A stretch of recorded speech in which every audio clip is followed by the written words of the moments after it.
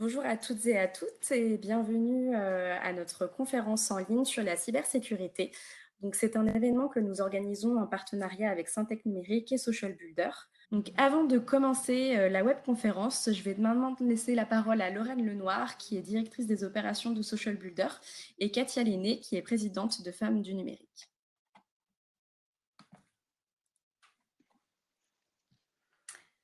Bonjour à toutes et à tous. Nous sommes ravis d'expérimenter ensemble ce nouveau format en distanciel. Et du coup, nous sommes ravis aussi de vous voir aussi nombreux et aussi nombreuses. Donc, je suis Lorraine Lenoir, directrice des opérations de Social Builder. Pour celles et ceux qui ne nous connaissent pas encore, donc en fait, Social Builder, on a été créé en 2011 et on a pour objectif et pour mission d'accroître la mixité dans les métiers du numérique. Et du coup, d'adresser ce sujet de 27% de femmes dans les métiers du numérique. Pour y parvenir, nous menons 3 typologies d'actions. Des actions d'orientation, des programmes de formation aux compétences et métiers du numérique, et également des actions d'insertion pour accompagner les entreprises pour qu'il y ait plus de mixité. Donc, nous avons une large communauté de 40 000 professionnels du numérique et avec lesquels nous organisons un certain nombre d'événements tout au long de l'année. Donc, depuis quelques années, nous sommes partenaires de Syntec Numérique sur le programme Femmes du numérique, car nous avons ensemble cette vocation à créer aussi plus de conditions pour donner envie aux femmes de s'orienter vers les métiers du numérique, pour leur faire connaître les opportunités et pour que cela concrétise leur futur parcours professionnel. Donc, merci à toutes d'être là et je vais donner la parole à Katia Lenné qui vient de rejoindre la présidence du programme Femmes du numérique. Ravie d'être là avec vous, Katia. Oui, bonjour à toutes et à tous. Je me présente, je suis Katia Lenné. Depuis très peu, je suis élue au sein du programme Femmes du numérique comme présidente. Je suis administratrice au Syntec du numérique depuis 3 ans maintenant, 2 ans et demi. Et par ailleurs, j'anime le comité innovation et technologie. Je ne suis pas certaine qu'on m'entend. Si, on m'entend? En tout cas, si, tout à fait, on entend parfaitement. Très bien, pardon, parce qu'il y avait mon écran s'était figé. Donc moi, je suis par ailleurs aussi chef d'entreprise depuis 9 ans dans le domaine du digital. Et pour moi, c'est un honneur de pouvoir animer ce programme qui est très riche et qui fédère toutes les femmes. On est ravis d'être partenaire de Social Builder. Notre objectif de ce programme, c'est de promouvoir les métiers du numérique pour les jeunes filles et les femmes, de faire leur reconversion, et cela à travers des différentes actions qu'on mène, notamment le manifeste pour la reconversion des femmes avec vous, un Social Builder, et avec des événements comme celui-ci ce soir. Donc, je suis ravie d'être parmi vous à ce premier événement. Merci beaucoup pour votre présence dans le cadre de ce moment de partage autour de la cybersécurité. Donc, merci à Social Builder, merci au Syntec Numérique d'avoir organisé ce moment de partage. Donc, je vous donne voilà, quelques mots par rapport à ce qu'on va dérouler dans le cadre de cette table ronde. Donc, nous allons vous donner des clés de lecture par rapport à tout ce qui est challenge et opportunités par rapport à la cybersécurité post-Covid. Et nous allons passer en revue des initiatives en cours par rapport à tout ce qui est action pour favoriser la présence de femmes dans la cybersécurité.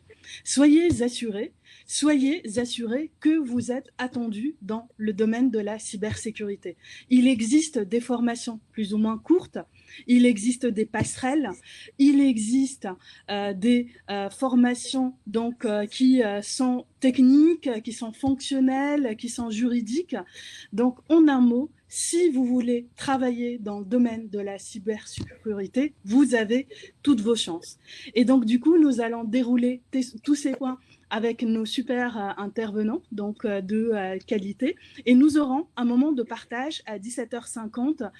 Donc, vous pouvez d'ores et déjà poser vos questions sur le chat et nous allons pouvoir construire à partir de ces questions un temps d'échange avec les intervenants à 17h50. Donc, je passe la main à Nassira Salvan pour qu'elle puisse se présenter. Je vous en prie, Nassira. Bonjour, bonjour à toutes, bonjour à tous. Nassira Salvan, je suis RSSI, mais aussi présidente fondatrice du CEF6, le cercle des femmes dans la cybersécurité. On aura certainement l'occasion de revenir plus tard sur l'ensemble des actions du CEF6 en faveur de plus de femmes dans la cybersécurité et surtout en faveur de la sensibilisation de l'ensemble de l'écosystème à l'importance d'avoir des femmes dans ce domaine, dans cette filière, dans ces métiers qui sont à la fois dynamiques, intéressants, qui sont aussi très passionnants. Ça marche, merci Nassira. Je vous en prie, Nicolas, 2 mots pour vous présenter. Bonjour, Nicolas Arpagian. J'ai le plaisir d'être directeur de la stratégie des affaires publiques d'Orange Cyberdéfense, qui est justement effectivement la branche du groupe Orange dédiée à la cybersécurité. C'est un peu plus de 2000 personnes dans le monde et puis effectivement uniquement dédié à la cyber. Et effectivement, je prolonge le propos d'Arwa et justement de Nassira pour dire justement que au contraire, effectivement, c'est une évidence qu'il faut des femmes dans la cyber. Donc c'est un credo qu'on rappelle et qui effectivement est une réalité de tous les jours et de manière opérationnelle dans les entreprises. Donc c'est un message qu'il faut contribuer à diffuser. Super. On va commencer pour aller au cœur du sujet et commencer par les challenges de la cybersécurité post-Covid. Et je commence par vous, Nassira, pour vous poser la question de la gestion de la cybersécurité en temps de digitalisation à marche forcée. Si vous pouviez nous donner quelques retours d'expérience. Oui, d'abord j'aimerais revenir sur la période Covid. On a bien vu que l'épidémie du coronavirus a généré une situation de crise sanitaire et puis aujourd'hui de crise économique mondiale. Cette situation a suscité de fortes craintes et de fortes inquiétudes tout à fait légitimes auprès des populations qui cherchaient à rester informées, à trouver les moyens pour se protéger et à mieux comprendre cette maladie. Ça, c'est le premier aspect. Le second aspect, c'est le télétravail et le téléenseignement ont certainement ralenti la diffusion du Covid, tout en garantissant une certaine continuité d'activité pour les entreprises, les administrations. Cependant, ils ont intensifié, ils ont accéléré les cyberattaques. En effet, pendant cette période, j'ai participé avec différentes structures, différentes organisations, ou des collectivités qui tout simplement se sont retrouvées après le 13 mars, où c'était pratiquement avant le 13 mars interdit le télétravail. C'était juste après le discours de Monsieur le Président de la République qui déclarait le confinement à partir du mardi 18 mars. Ils ont tous été sollicités pour passer des centaines d'utilisateurs en télétravail. Ces utilisateurs-là, ou ces milliers d'utilisateurs, se sont retrouvés donc du jour au lendemain en situation de télétravail pour leur première fois dans leur vie, d'avoir un poste de travail entre les mains, sans avoir été formés, sans avoir été sensibilisés notamment aux risques.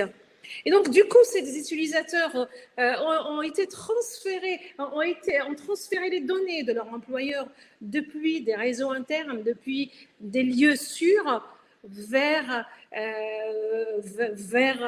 un réseau ou une installation domestique de Wi-Fi protégée par un simple mot de passe, ou peut-être pas protégée.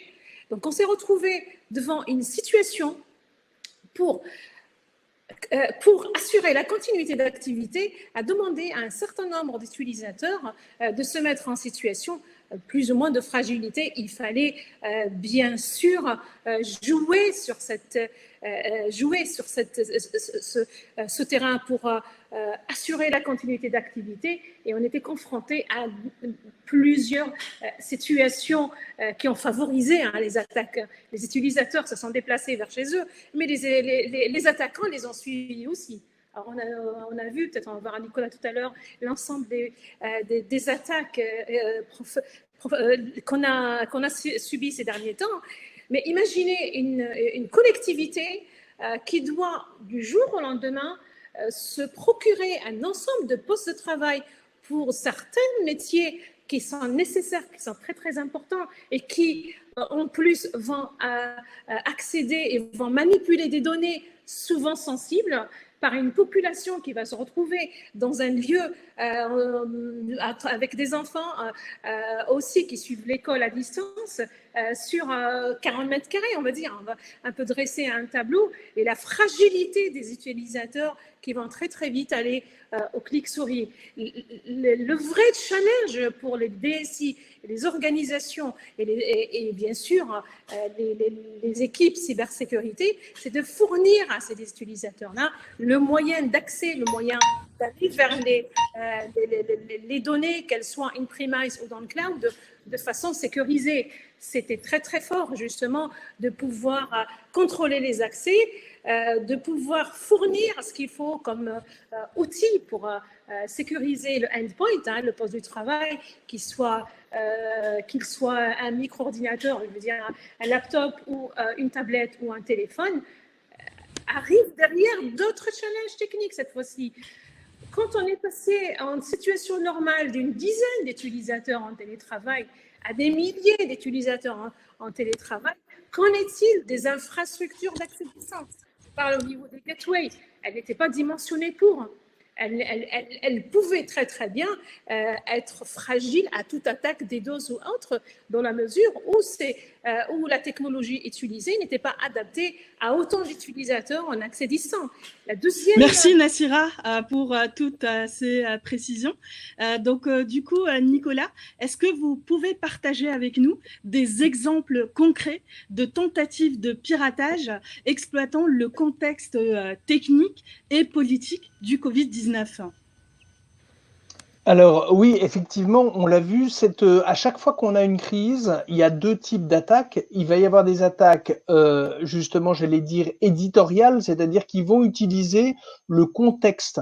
On a eu beaucoup, alors d'une part, alors ça a commencé pour les sites gouvernementaux français, lorsque nous avions une attestation de circulation à remplir, on a vu arriver un certain nombre de sites qui proposaient de créer des attestations sous réserve que vous indiquiez et que vous leur transmettiez vos données personnelles, nom, prénom, date de naissance, adresse, point de contact. Et effectivement, donc on voit que même les sites institutionnels, les sites officiels ont été piratés ou en tout cas ont été tentés d'être exploités à des fins de captation de données personnelles. Donc ça, c'est un premier phénomène. L'autre, ça a été effectivement d'avoir des sites des pirates qui ont commencé à utiliser le contexte de la crise, notamment avec l'envoi de SMS contenant des liens pour, effectivement, à partir du moment où des gens ont eu recours à des livraisons à domicile, à des commandes sur Internet, donc sur les données de livraison, l'idée étant que voilà, votre livraison Chronopost, UPS et autres prestataires de messagerie express, de manière à cliquer sur un lien et faire en sorte que sur le smartphone, effectivement, on soit moins vigilant. Troisième exemple, effectivement, ça a été dans un certain nombre de services financiers d'entreprise, la réception d'un email disant notre service courrier, notre service postal est fermé, ce que tout le monde peut comprendre. Et donc voilà, maintenant vous ne pouvez plus nous régler par chèque, il faut nous régler avec ces références bancaires. Et donc merci dans votre comptabilité d'utiliser désormais ce RIB, ce relevé d'identité bancaire. Et c'est vrai que le problème à ce moment-là n'est détecté qu'à l'issue du deuxième paiement, quand le destinataire légitime ne voit plus arriver le règlement auquel il a droit et auquel il est habitué. On a vu également des attaques qui ont, et c'était surprenant, c'est effectivement pour un certain nombre de gens qui ont découvert la menace numérique, à l'encontre d'institutions médicales qui ont fait l'objet, la direction des hôpitaux de Paris, la PHP, a fait l'objet de tentatives de saturation de ces équipements. Et à tel point, on a eu un très bon indicateur, j'ose j'oserais dire, c'est que dans les jours qui ont suivi justement l'attaque, pour justement apporter une assistance gratuite aux hôpitaux, aux centres de soins, et c'est vrai qu'avec le ministère de la Santé et des Solidarités, on a vu qu'il y a des attaques qui visaient spécifiquement les établissements de santé à des fins d'amplification, de déstabilisation. Il est évident que c'est un élément de fragilisation, alors évidemment de l'établissement de santé, mais là on voit bien qu'il y a une visée de collectivité, la collectivité nationale, qui peut être mise en difficulté par justement des dysfonctionnements informatiques dans ces domaines, effectivement. Et également, on a noté particulièrement des tentatives d'intrusion, alors à bas bruit, plutôt discrètes, qui ont visé des laboratoires, des centres de recherche. Et là, on peut considérer qu'on était moins dans la collecte crapuleuse telle qu'on la connaît, un peu opportuniste, de quelqu'un qui rentre dans une organisation, récupère de l'argent, des données personnelles, c'est-à-dire des choses qu'il arrive à monétiser assez vite sur des plateformes. Là, on voit bien que la compétition internationale sur la connaissance du Covid, les moyens de traitement, les différentes pistes qui ont pu être travaillées et envisagées, effectivement, on voit bien que des établissements prestigieux de santé ont fait l'objet de tentatives de pénétration, d'intrusion informatique. Et là, on va penser effectivement à des attaques d'origine étatique, ou en tout cas d'intérêts qui ne sont pas uniquement ceux d'organisations criminelles immédiates, c'est-à-dire qui cherchent une rentabilité à court terme, mais qu'on est effectivement davantage dans une géopolitique ou l'information stratégique sur quel est votre état d'avancement, quelles sont les pistes que vous avez préparées, quelles sont les portes techniques que vous avez fermées, c'est-à-dire quelles sont les options scientifiques et médicales qui ne sont pas travaillées, ou en tout cas qui ont été abandonnées. Tout ça, c'est de l'information à valeur ajoutée. Elle est évidemment numérisée. Et dans un contexte d'organisation en maillage, en réseau, elle est disponible numériquement, et donc on voit que ça a été là aussi un des éléments de fragilisation. Donc c'est vrai que la question désormais, c'est parce que ça c'est la partie entre guillemets négative. La partie positive, pour prolonger le propos de Nassira, c'est quand même de dire que globalement ça a fonctionné. Globalement, cette bascule numérique qu'on a vécu un peu sous la contrainte, évidemment, lorsque en 72 heures, il faut faire basculer une activité en télétravail, il s'avère que des entreprises qui étaient peu habituées, peu équipées, ils l'ont quand même fait. Donc, il faut voir aussi quand même cette dimension positive, et, effectivement, pour essayer de voir comment est-ce qu'on peut maintenant en tirer parti, en tirer les enseignements. En tout cas, ce qui est certain, c'est qu'on a à la fois des attaques informationnelles, c'est-à-dire pour essayer de collecter des données personnelles ou de l'argent, également de voler du renseignement, et c'était le cas dans un certain nombre de grands laboratoires internationaux, et puis également la ressource informatique. C'est vrai que le fait d'avoir ces gens connectés à distance, à domicile, en autonomie, alors avec toutes les qualités de l'autonomie, c'est-à-dire le fait que la personne, elle est plus libre dans son organisation, mais c'est vrai que quand elle reçoit un mail, je prenais l'exemple de ce mail indiquant le nouveau moyen de paiement, elle n'a pas la possibilité de parler avec son collègue, elle n'a pas la possibilité de discuter à la machine à café, de valider un certain nombre de processus. Elle est seule à décider, je clique pas, je télécharge le document, je le télécharge pas, je transfère et je modifie le moyen de paiement comme demandé. Donc c'est là où on va s'apercevoir qu'on va parler tech. Un des enseignements sûrement de cette période, c'est qu'il faut parler management, il faut parler formation, dialogue et communication entre les gens, et utiliser aussi ces outils pour valider des options, valider des scénarios, et justement ne pas laisser chacun isolé dans son organisation, parce qu'à un moment, il est tout seul à son domicile, et effectivement, il est moins à même de compter sur l'alliance que peut constituer ses collègues et son environnement de travail. Ça marche. Merci beaucoup pour ces informations, Nicolas. Nous allons passer aux opportunités.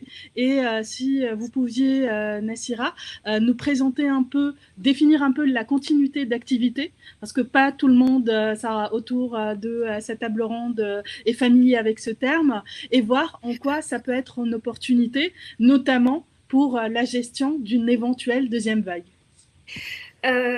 Effectivement, en fait, dans tout malheur, il y a un bonheur aussi, ce que disait Nicolas, et je le rejoins. Il y a quand même le télétravail aujourd'hui a permis de plusieurs entreprises de continuer leur activité, et du coup, on va certainement tirer profit de cette opportunité. C'est des opportunités qui s'ouvrent à nous, bien sûr. Donc, comment ressortir de cette crise pour fournir un meilleur service de sécurité? Comment soutenir la cybersécurité en ce moment de Covid? C'est quelque part, on va tirer leçon de ce qu'on a vécu, avec un minimum d'organisation, un minimum d'infrastructure, un minimum de formation. On a réussi à continuer l'activité. Et si maintenant on revoit sa politique de sécurité, sa stratégie de sécurité globale, et si on intègre le 5e axe du NIST, parce que les stratégies à 4 axes existent, mais le 5e axe, qui est la résilience, doit maintenant, c'est le moment ou jamais de le mettre en œuvre, c'est le moment ou jamais de le définir. Et j'ai assisté, encore une fois, à Rouen, vous voulez peut-être beaucoup de retour terrain, les sauvegardes, on les fait, mais comme on n'a jamais testé les sauvegardes, on ne sait pas si les restaurants marchent. Et c'est le jour où on a besoin de restaurer les sauvegardes quand on se rend compte que ça ne marche pas. Et c'est là qui est très, très important. Les opportunités qui s'offrent à nous, devant nous, c'est de tracer, de travailler, de définir, si ce n'est pas déjà fait. Parce que là, les entreprises qui sont déjà équipées par des plans de continuité d'activité ont pu l'exercer en temps réel, ont pu voir ce qui a marché, ce qui n'a pas marché. Ce serait de capitaliser justement sur ce qui n'a pas marché pour revoir carrément ces plans d'activité, et parce qu'on va certainement, je l'espère pas bien sûr, on va certainement, c'est les médecins qui le disent, c'est pas moi, les experts qui le disent, avoir une seconde phase en septembre. C'est déjà préparé dès maintenant. Donc, les départements IT, les départements sécurité doivent de suite commencer à renforcer la sécurité des accès aux ressources de l'entreprise, qu'elles soient dans le cloud ou qu'elles soient in-premise, de renforcer surtout les accès, la gestion des identités, des accès, notamment l'IAM, doit absolument être une priorité dans cette nouvelle stratégie où c'est vrai qu'on ne va pas réinventer le monde, on ne va pas réinventer les mesures de protection. Les mesures existent, elles sont ce qu'elles sont.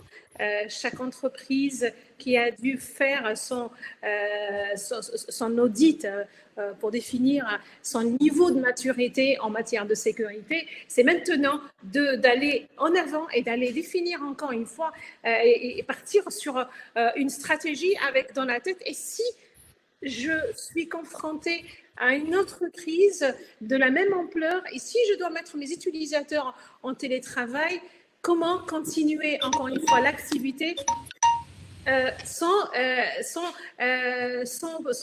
perdre de mon business? Et donc, je pense que là s'offre devant nous la possibilité et l'opportunité de revoir carrément, encore une fois, tout ce qu'on a mis en place en matière de sécurité, avec la perspective que la continuité doit être quelque part définie. Et surtout tester.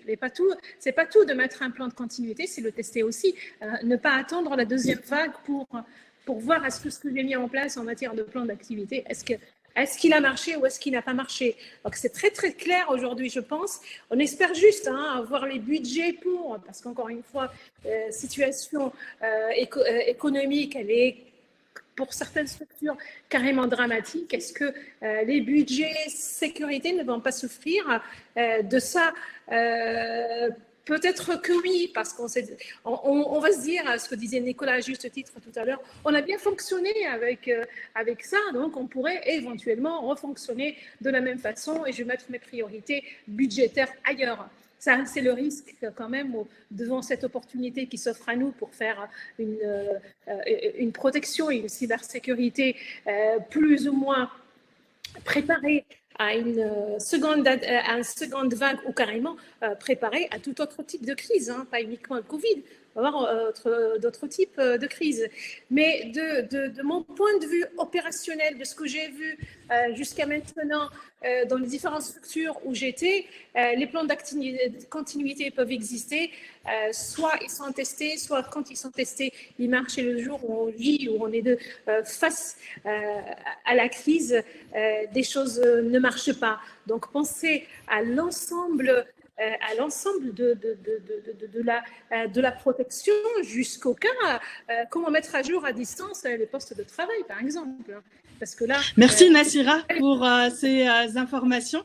Et je passe la main du coup à Nicolas. Alors, quels sont vos constats dans tout ce qui est conduite du déconfinement numérique et quels enseignements vous en tirez pour les organisations futures?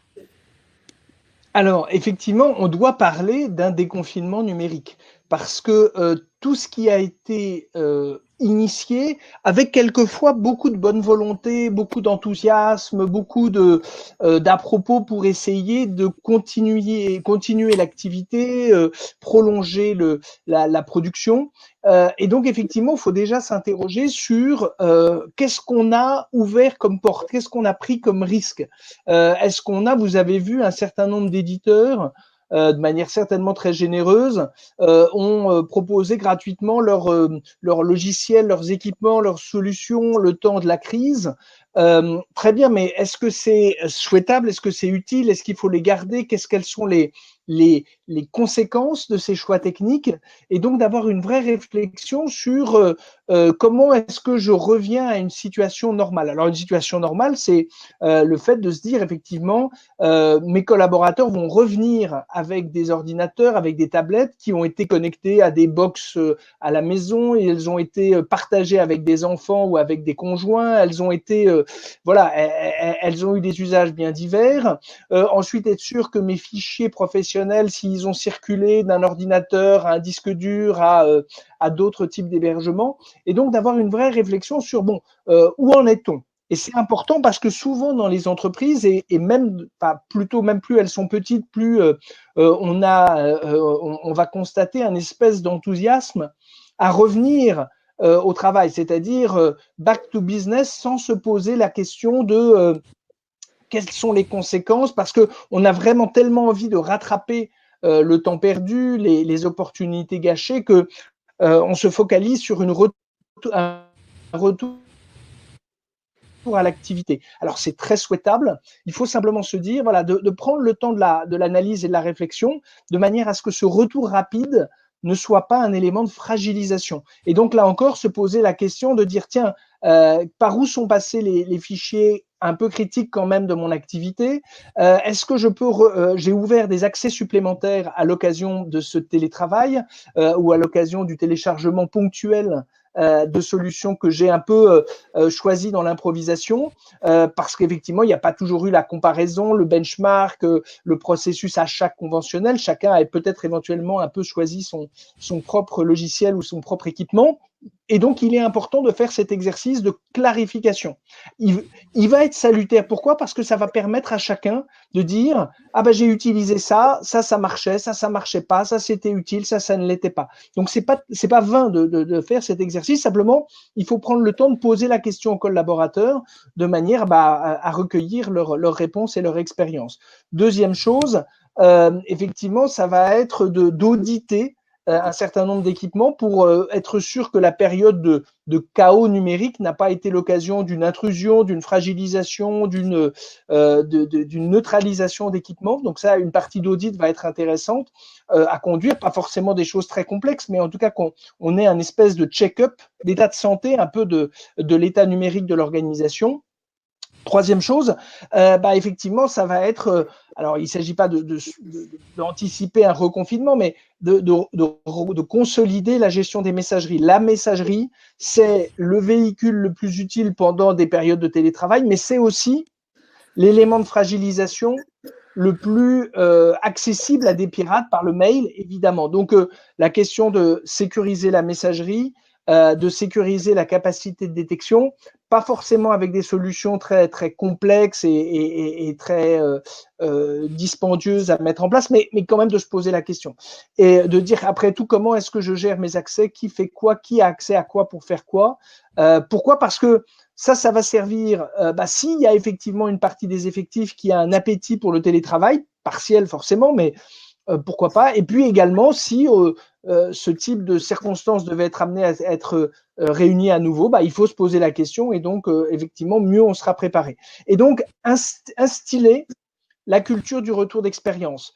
Les militaires connaissent ça, le retour d'expérience. Souvent, dans le privé, on va être tenté de revenir évidemment préoccupé par la profitabilité, le retour à l'équilibre, dans une crise aussi inédite que celle-là, qui est à la fois technique, économique, humaine, parce qu'on a vu que les comportements humains étaient aussi importants, il va falloir prendre le temps du retour d'expérience. Donc effectivement, ça va être une nécessité parce que ce sera forcément riche d'enseignements et il faut en faire et ce sera un élément de compétitivité, même pour des petites organisations qui auront ainsi soit gagné en protection, en sécurité, ou également en agilité. Donc c'est une démarche souhaitable. Alors, il ne faut pas qu'elle soit un peu dissuasive parce qu'on se dit que c'est un exercice de conscience ou qu'on va savoir qui a échoué, qui a été éventuellement défaillant. Ce n'est pas le but d'attribuer des bons ou des mauvais points. C'est au contraire d'avoir une vision claire de ce qui s'est passé de manière à en tirer parti et puis à éviter le renouvellement d'erreurs ou de comportements. Donc, un exercice de retour d'expérience va être quelque chose de salutaire, même dans des organisations de petite taille. Merci Nicolas. Du coup, nous allons passer à la séquence initiative en cours pour plus de femmes dans le domaine de la cybersécurité. Nous allons commencer par vous, Nassira. Donc, pourriez-vous nous parler en fait du livre d'utilité publique du CEF6 « Je ne porte pas de suite à capuche, pourtant je travaille dans la cybersécurité ». Voilà. Guide des métiers, formation et opportunités dans la cybersécurité. Aussi de la formation White Code School, analyste cybersécurité, avec des exemples d'alumni et aussi, du coup, le programme de mentorat du CEF6. Je vous en prie. Ça fait beaucoup de questions, mais je suis là pour répondre à toutes ces questions. Ça marche. Donc, le CEF6, Cercle des femmes de la cybersécurité, une association loi 1901 créée en marge du FIC en 2016. Il est né d'une seule conviction, en fait, augmenter la proportion des femmes dans les secteurs et filières de la cybersécurité, qui est aujourd'hui un enjeu sociétal, économique et souverain. En fait, le CEF6 porte des valeurs d'humanité, sont des valeurs d'éthique, de confiance, d'esprit collectif, d'un respect, d'engagement aussi pour soutenir et aider la communauté. Nous avons quelques objectifs dont, bien sûr, le programme qui est détaillé, hein, si vous voulez aller sur notre site web. L'idée, c'est d'aider les jeunes filles dès le collège ou les femmes en reconversion. Vous avez parlé tout à l'heure de reconversion. Nous, on a quand même un programme de reconversion très, très intéressant qui a déjà accompagné et qu'on continue à accompagner beaucoup de femmes. Donc, l'objectif, c'est promouvoir ces métiers de la cybersécurité auprès des femmes. Pourquoi s'interdire ces secteurs à 50% de la population quand on sait que la filière de la cybersécurité est une filière très, très attractive, très intéressante, très dynamique. C'est pas uniquement technique, encore une fois, parce que là, on a peur du geek. On a l'impression, c'est juste des préjugés, que la cybersécurité, c'est réservé aux hommes, c'est réservé aux geeks et les femmes n'ont pas leur place. D'abord, les femmes ont toute leur place parce que la diversité apporte un complément, en fait. On va apporter quelque chose qui sera très, très, très intéressant et on va travailler les hommes et les femmes. Donc, la parité, encore une fois, se construit à deux. La parité ne se construit pas avec les femmes toutes seules. C'est pour cette raison que le CEF6 aussi est ouvert aux hommes. Il y a beaucoup d'hommes, et d'ailleurs qui sont des mentors aujourd'hui au niveau du CEF6, et on est content de les avoir avec nous. Donc, les adhérentes du CEF6 ont des profils de femmes soit expérimentées, soit des femmes qui qui cherchent l'information pour aller vers ces métiers. Et donc, on va les aider à progresser, à progresser dans les métiers et dans le leadership, justement, de la cybersécurité. C'est ça qui nous paraît intéressant. Enfin, en action sociétale, le CEF6, aussi, partant d'une conviction purement personnelle, agit pour la protection, pour l'usage sécurisé du numérique et la protection de nos enfants depuis tout petits. Ils naissent avec une tablette entre les mains et tant qu'ils vont savoir l'utiliser, ils sont confrontés à différents types de violences du contenu, vraiment des âges très très bas. Ils vont savoir faire ça avant de savoir lire et écrire. Donc voilà les objectifs du CEF6. Le livre, c'est avant tout un guide. Donc, le livre, c'est un guide sur 3 chapitres fondamentaux. On a le premier chapitre qui est, enfin, je lis le titre quand même, je ne porte pas de suite à capuche, pourtant je travaille dans la cybersécurité, guide des métiers, formations et opportunités de la cybersécurité. Alors, c'est une approche carrément inédite, hein, c'est un plaidoyer en faveur des métiers et des parcours de formation dès le collège et tout au long de la vie professionnelle. Il s'adresse aussi bien aux lycéens, aux étudiants, aux parents soucieux de l'avenir de leurs enfants, aux enseignants, aux professionnels de l'orientation, aux salariés en reconversion, en gros, pour tous ceux qui souhaitent ou ont quelconque intérêt de la filière. L'idée est arrivée aussi par une question de mon fils, hein, quand il passait son bac l'année dernière, il y a 2 ans, il me disait « Maman, est-ce qu'il faut que je fasse une prépa pour aller vers les métiers de la cyber ?» Bonne question. Je n'ai pas besoin de faire comme toi, bac plus je ne sais combien, pour faire la cyber. Et voilà, c'est très, très important. Donc, le livre, c'est une boîte à outils pour découvrir l'univers de la cybersécurité, pour comprendre les formations, hein, toutes les formations. Il doit y en avoir 300 à peu près formations, des cycles longs, des cycles courts, et bon, bien sûr, loin de tout cliché. Et enfin, le dernier chapitre, on a donné la parole à 23 cyberwomen qui ont témoigné de leur parcours. Et ça aussi, pour encore attirer les femmes, pour dire que, mesdames, oui, la cybersécurité est faite pour vous aussi. Allez-y, prenez le risque, en fait. Il ne faut pas attendre qu'on vienne vous chercher, mais allez vous-même vers ces métiers, allez découvrir ces métiers. Et nous, on est là pour vous aider dans cette découverte. Le programme, ta deuxième question, c'est le programme de mentorat. La formation White Coat School, analyste cybersécurité. Justement, dans le cadre de notre engagement aujourd'hui, on n'est plus dans le combat plus de femmes ou moins de femmes ou des femmes, et on va vers la formation, vers l'éducation et aussi l'accompagnement à travers des formations. Et on a signé plusieurs partenariat, dont un l'année dernière avec la White Coat School pour former 15 femmes à la cybersécurité. J'ai participé moi-même l'été dernier, le mois d'août, avec l'école pour la définition du programme et du contenu pédagogique de la formation que j'avais souhaité une formation plutôt opérationnelle, une formation plutôt technique, analyste cybersécurité. Je suis sur le terrain, je suis confrontée à des crises pratiquement tous les jours, hein, et je pense, moi, avec la modestie la plus totale dans le monde, connaître un peu le besoin de l'entreprise en matière d'opérationnel, et j'ai souhaité orienter cette première formation vers quelque chose de plus opérationnel, plus pratique, et donc analyste cybersécurité pour les profils qu'on a identifiés. Cette année, on va lancer 2 autres formations. Toujours, on va rester sur une formation plus technique, plus opérationnelle, orientée pentest. Et on va aussi proposer une formation gouvernance. Dans la troisième question par rapport au mentorat du CEF6, depuis la création du CEF6, on a lancé un vaste programme de mentorat. Et d'ailleurs, demain, je vous invite à vous inscrire à notre événement sur le coaching et le mentorat. Le coaching et le mentorat, ce sont 2 aspects totalement différents. Alors, on a l'impression que c'est la même chose, mais non, tous les deux fournissent un accompagnement. Il y a un qui est coaching et il est cet accompagnement par un professionnel du coaching. Quant au mentorat, c'est par des bénévoles de différentes associations, des bénévoles qui sont, eux, par contre, des experts du métier qui vont accompagner d'autres personnes sur les métiers. Et quand bien même on fait ça depuis plusieurs années, on a encore plus de demandes. Et d'ailleurs, demain, il va y avoir 5 ou 6 témoignages de femmes en cours de mentorat par le CEF6.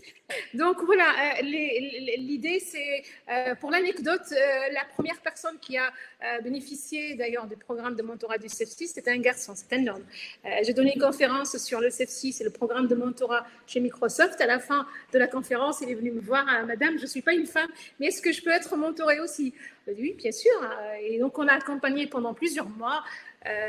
Et à la fin, il a trouvé, et c'est un développeur, il vient du développement web, et on l'a accompagné pendant plusieurs mois, à raison d'1 à 2 heures par semaine, sur 6 mois. Et à la fin, le mentoré va trouver sa formation. Et il nous a fait un mail très, très, très gentil en disant « Grâce au CEF6, j'ai trouvé ma voie dans la cybersécurité aujourd'hui. » Et quel témoignage, c'est vrai que ça nous encourage tous. Aujourd'hui, on a une vingtaine je pense, de demandes. On est à 10 ou 15 demandes qui ont été satisfaites en cours, et on continue à chercher des mentors hommes ou femmes. Bienvenue, venez avec nous au CEF6 parce qu'on a quand même une certaine mission pour encourager plus de femmes, pour plus de présence, plus de leadership et plus de femmes dans la cybersécurité. Merci Nassira. Donc du coup, Nicolas, est-ce que vous pouvez partager avec nous l'importance de l'inclusion? Quelques portraits de femmes d'Orange Cyberdéfense qui travaillent dans le domaine de la cyber, et le système de primes inédit pour encourager l'embauche de femmes dans la cybersécurité chez Orange Cyberdéfense. Est-ce que, Arwa, est-ce que je peux finir avec quelque chose? Oui, je t'en prie, vas-y. Nicolas, je te prends 2 minutes. Non, c'est pour annoncer qu'on organise le trophée de la femme cyber le 22 octobre en marge du 9e colloque, parce qu'on organise tous les ans 2 colloques. Métiers, cette fois-ci, on parle des métiers de la cyber et pas des femmes dans la cyber, ou les deux si on veut. Mais cette fois-ci, on lance le trophée de la femme cyber et tous les acteurs du numérique et de la cybersécurité sont invités à nous accompagner dans cet événement qui va mettre en lumière des femmes exceptionnelles qui sont dans la cybersécurité, qui exercent dans les métiers de la cybersécurité ou qui sont dans l'entrepreneuriat de la cybersécurité ou qui sont des étudiants. Voilà, tout c'est ouvert à toutes les femmes qui souhaitent candidater. Très très vite, on va mettre les plus d'informations sur le site web du CEF6, comment participer et candidater au premier trophée de la femme cyber. Ok, merci Nassira. Je vous en prie, Nicolas. Du coup, l'inclusion, le système de primes et quelques... Merci. En tout cas, ça valait le coup. Oui. Oui. Ça valait le coup, effectivement, de faire ce complément. Alors, en fait, par rapport, effectivement, on a parlé d'inclusion, de parité. C'est aussi, alors, pour ces raisons-là, il faut absolument plus de femmes dans la cyber, mais c'est aussi une exigence pour améliorer la cybersécurité. C'est-à-dire que il faut le faire. Pourquoi? Parce que les approches, la manière de concevoir des protections, la manière de concevoir des attaques, la manière d'aborder les enjeux techniques, les enjeux politiques, enfin de gouvernance dans l'entreprise ou dans l'administration, mais dans la collectivité, en fait, ont intérêt d'être étudiés, conçus, développés et améliorés avec des tempéraments différents. Et donc, le risque à des éléments de fragilité, ce serait si on n'avait que des gens avec le même moule, la même tête de pensée, la même orientation, la même formation qui construiraient les mêmes… voilà, on dit qu'effectivement, quand vous avez un marteau, vous cherchez des clous parce que c'est la seule chose que vous savez utiliser avec. Et donc là, l'idée, c'est de dire, plus on aura des profils différents, des gens avec des conceptions différentes, plus justement, on aura des attaques diversifiées et donc des modes de protection tout à fait hétérogènes et variés. Donc c'est important, au-delà des… Évidemment, l'inclusion, c'est très important, la parité, c'est primordial, mais c'est aussi une exigence du niveau global de cybersécurité d'avoir cette diversité des profils. Alors c'est vrai que nous, on a fait le choix… si vous allez sur orangecyberdéfense.com, le site internet d'Orange Cyberdéfense, en fait, on a mis en avant des vrais gens. Des vrais gens, pourquoi? Parce que ce sont des collaboratrices d'Orange Cyberdéfense. On a fait à peu près une vingtaine de portraits dans des fonctions techniques, dans des fonctions juridiques, dans des fonctions managériales. Et d'ailleurs, on comparait que aussi bien notre DPO, donc la personne qui dirige la question de la protection des données personnelles, la patronne, puisque chez nous c'est une patronne du CERT, le Computer Emergency Response Team, c'est une directrice qui dirige tout le pôle d'activité d'audit et de conseil, la directrice et puisque c'est une directrice des opérations des infrastructures de confiance, c'est vrai que on a cherché à effectivement être très attentif à la présence dans toute la chaîne hiérarchique, c'est-à-dire des jeunes diplômés ou en tout cas des premières expériences professionnelles, jusqu'à des responsabilités opérationnelles et de management, où effectivement sont assumées et avec talent par des femmes. Et effectivement, on a fait le choix pour les mettre, en tout cas pour les rendre visibles ou en tout cas montrer que c'était possible.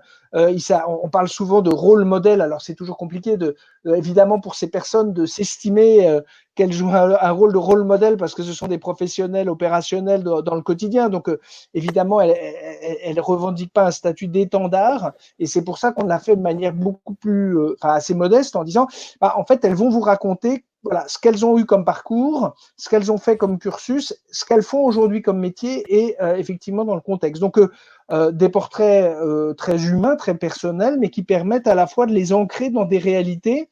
Et l'idée de cette démarche, c'est que des gens, et c'est tout à fait dans le même esprit que l'ouvrage du CEF6, c'est-à-dire que on voit que c'est pas un discours théorique, mais que ça correspond à des vrais parcours, à des vrais gens ayant des situations personnelles que on peut retrouver dans le grand public et donc qui correspondent à un miroir ou en tout cas à une réalité. Et puis, nous, dans la cybersécurité, on va être obligé de s'appuyer sur plusieurs qualités, alors humaines, d'hommes, de femmes, qui vont être d'une part l'expertise technique, ça c'est vrai, il la faut. Deuxièmement, la dimension humaine et éthique est très importante. Pourquoi? Parce qu'on va avoir des femmes, des hommes qui ont la capacité potentiellement de nuire à des organisations, donc parce qu'ils ont une expertise en cybersécurité, et donc il est très important de s'appuyer sur leur capacité éthique. Et donc c'est la raison pour laquelle on travaille beaucoup pour le recrutement sur la cooptation. Pourquoi? Parce que qui se ressemble s'assemble, et on considère que ça facilite ensuite l'intégration, et quand on partage des valeurs en commun, c'est un vecteur de réussite du recrutement et donc de l'épanouissement des collaborateurs, des collaboratrices dans l'organisation. Et c'est vrai qu'il n'y a pas de raison, parce que le recrutement, c'est un vrai savoir-faire. Le recrutement, ça a des vrais un recrutement réussi, c'est une vraie valeur ajoutée. Un recrutement raté, c'est une perte de temps, une perte d'argent, une perte pour le moral de chacun. Enfin, c'est quelque chose de déstabilisant. Donc, il est normal que cette cooptation soit récompensée.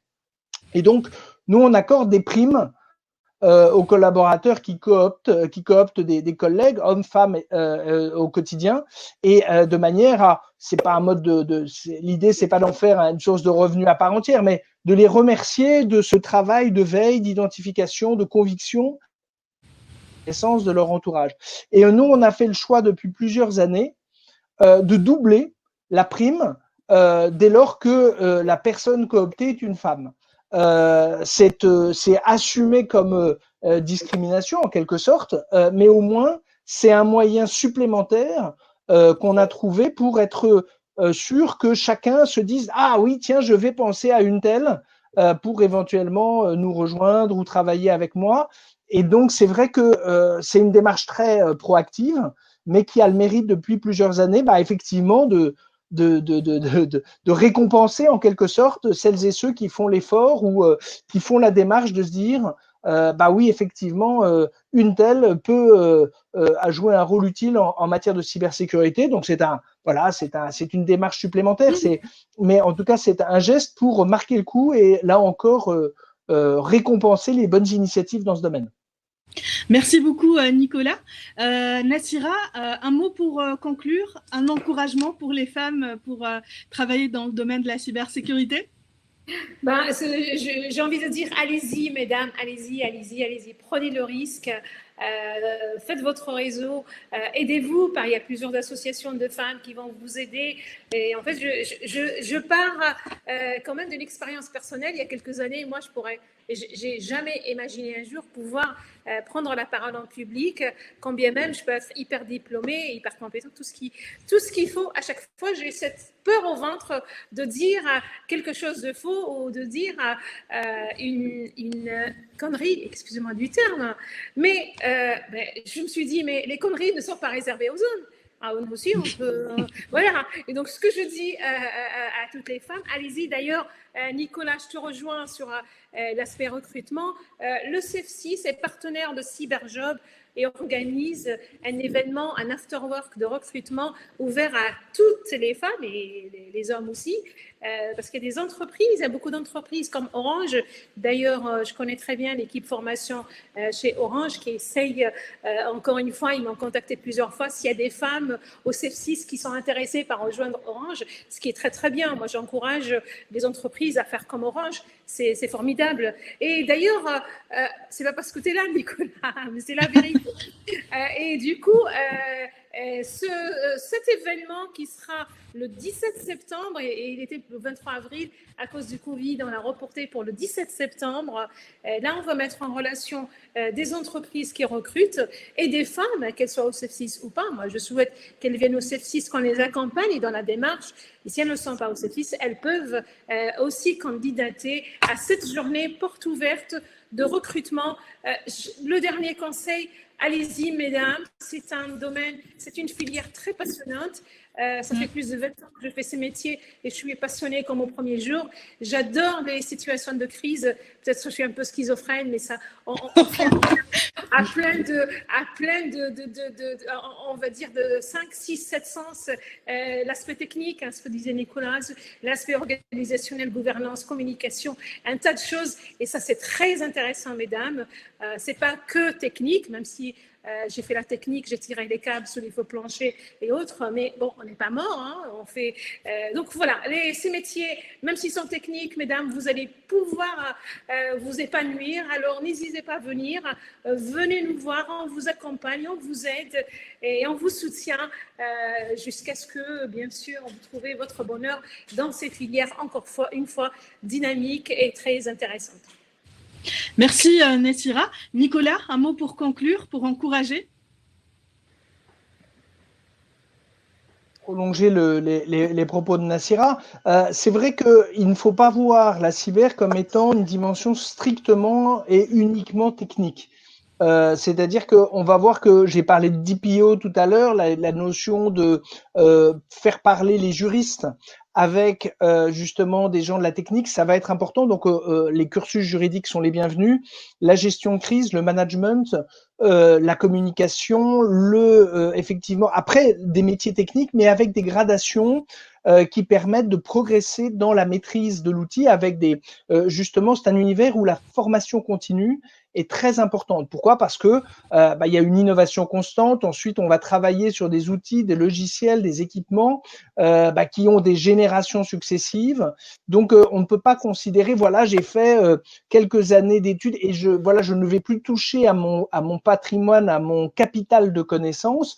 Dans la cyber, on apprend. Et donc, comme on apprend, même si on est plus novice ou plus débutant ou arrivé plus tardivement dans le métier, on a des occasions d'apprendre. Il y a des modules d'apprentissage. Il y a nous, on a créé une Orange Cyberdéfense Academy qui permet justement d'intégrer des gens qui ont des bagages académiques différents, peut-être anciens ou autres, et donc de manière à harmoniser ou à mettre à jour les compétences. Et puis une fois qu'on a trouvé un savoir-faire, une expertise, l'idée, ça va être après, alors éventuellement avec des qualifications fournies par les éditeurs, ça peut être éventuellement sur des métiers, mais on va être dans quelque chose il y a une culture de la formation continue, donc on n'est pas en train de stigmatiser par le diplôme en disant, voilà, moi je n'ai pas ce diplôme-là ou ce diplôme-là, on va être beaucoup dans la pratique, dans l'opérationnel, donc ça rend d'autant plus abordable l'exercice d'un métier qui va s'apprendre par la pratique du quotidien, avec ensuite des modules de formation continue qui vont permettre de valider, de consolider des connaissances.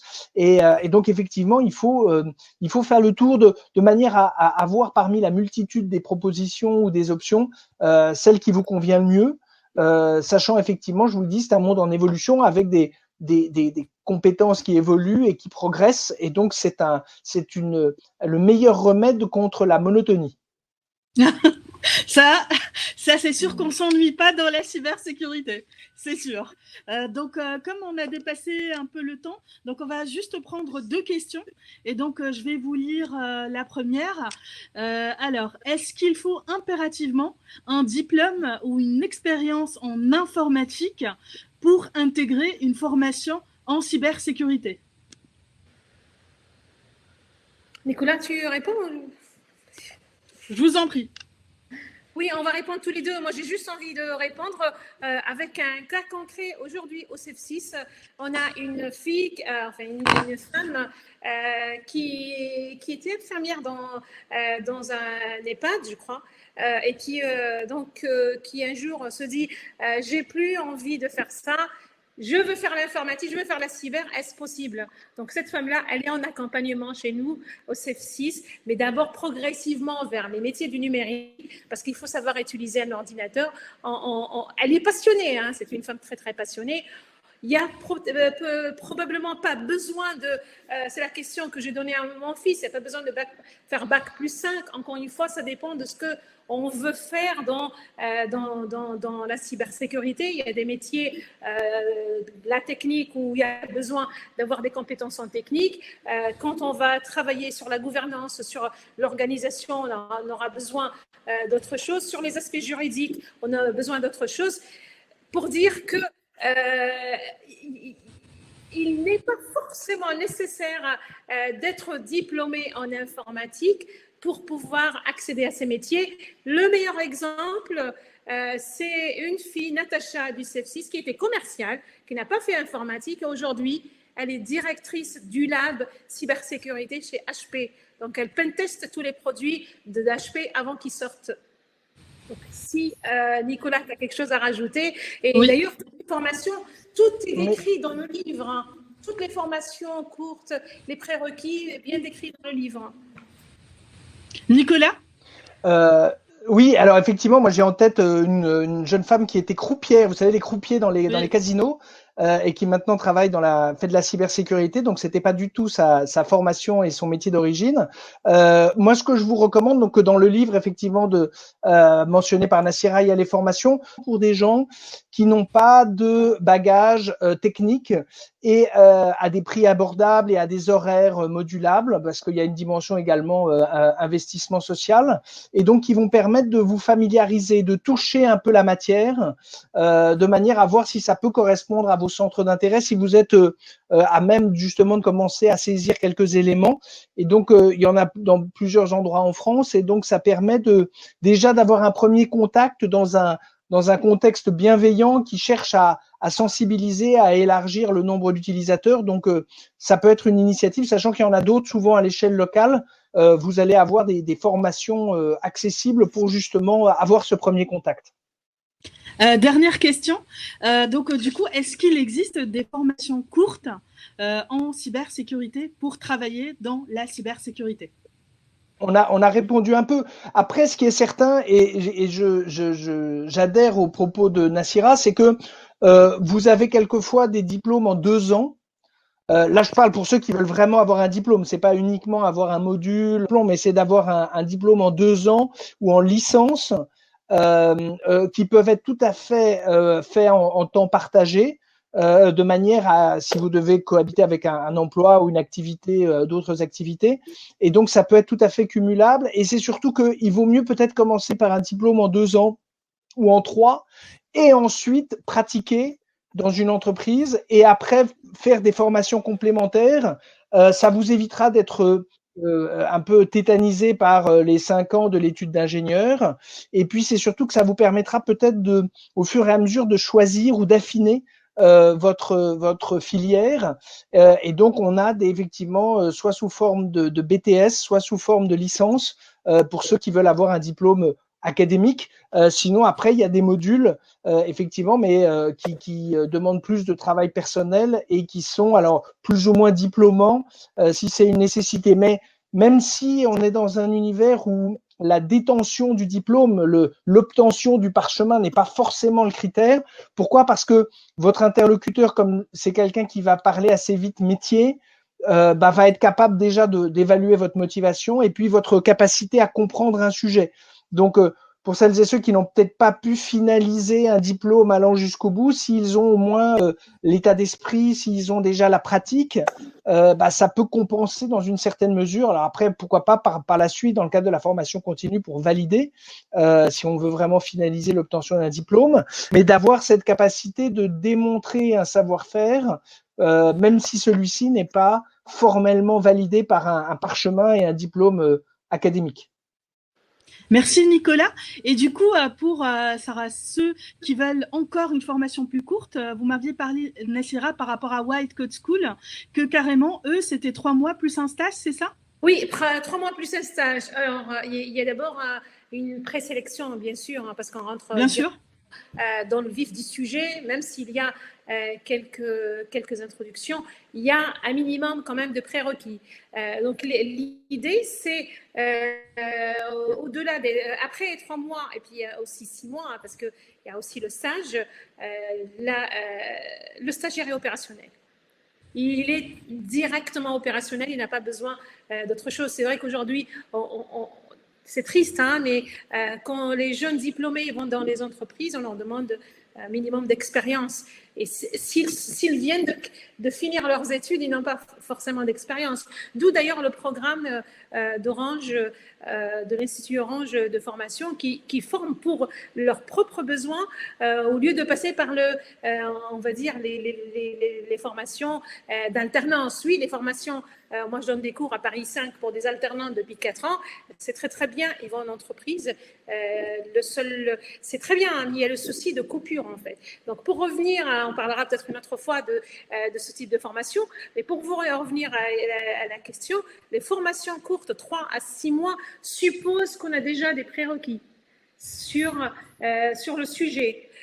Ou alors on peut commencer par de courtes formations pour connaître, pour appréhender, connaître. Mettre un pied dans le domaine. Mettre le pied. Une fois qu'on met le pied, on sait ce qu'on veut par la suite. Et c'est d'ailleurs le programme d'accompagnement. On essaie de comprendre ce que veulent ces femmes au bout d'1 an, 2 ans, 3 ans. Donc, quand une femme arrive à 45 ans pour dire « moi, j'ai envie de changer totalement de vie professionnelle », il y a un travail à faire, à comprendre exactement son besoin, ce qu'elle a envie de faire. Elle peut dire « j'ai pas envie de faire la technique ».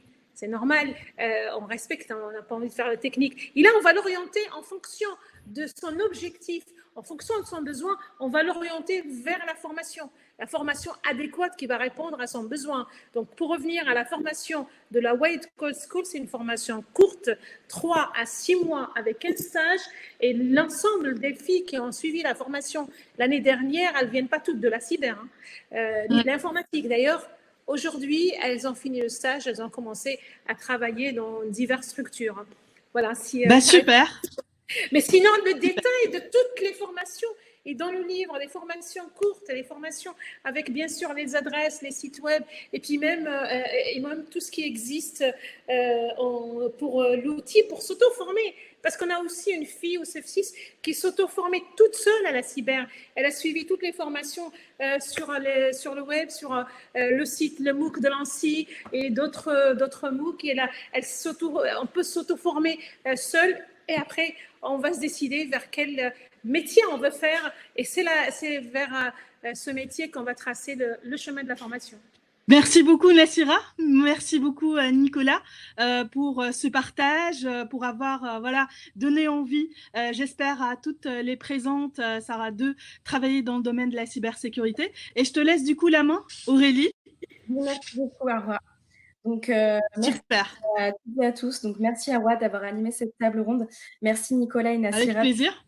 Participer, partager votre expérience, vos retours d'expérience et voilà, toute votre expertise sur la cybersécurité. Je pense que ça aura beaucoup apporté à toutes les personnes qui sont présentes à cet événement. Donc, merci beaucoup à tous les trois pour cette table ronde. Très bien.